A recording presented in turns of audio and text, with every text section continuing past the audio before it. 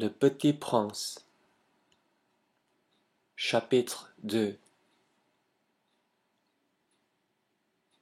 J'ai ainsi vécu seul, sans personne avec qui parler véritablement, jusqu'à Winpan dans le désert du Sahara, il y a 6 ans.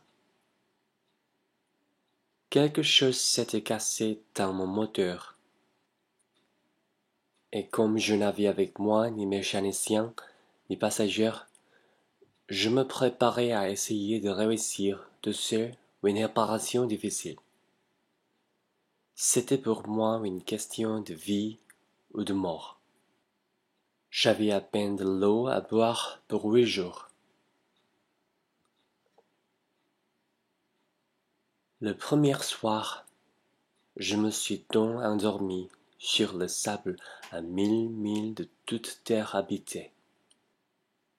J'étais bien plus isolé qu'un naufragé sur un rideau au milieu de l'océan. Alors, vous imaginez ma surprise au lever du jour, quand une drôle de petite voix m'a réveillé. Elle disait: « S'il vous plaît, dessine-moi un mouton. » Hein? Dessine-moi un mouton. J'ai sauté sur mes pieds comme si j'avais été frappé par la foudre. J'ai bien frotté mes yeux. J'ai bien regardé. Et j'ai vu un petit bonhomme tout à fait extraordinaire qui me considérait gravement. Voilà le meilleur portrait que plus tard j'ai réussi à faire de lui. Mais mon dessin, bien sûr, est beaucoup moins ravissant que le modèle.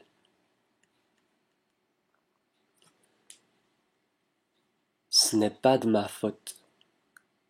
J'avais été découragé dans ma carrière de peintre par les grandes personnes, à l'âge de 6 ans, et je n'avais rien appris à dessiner, sauf les bois fermés et les bois ouverts.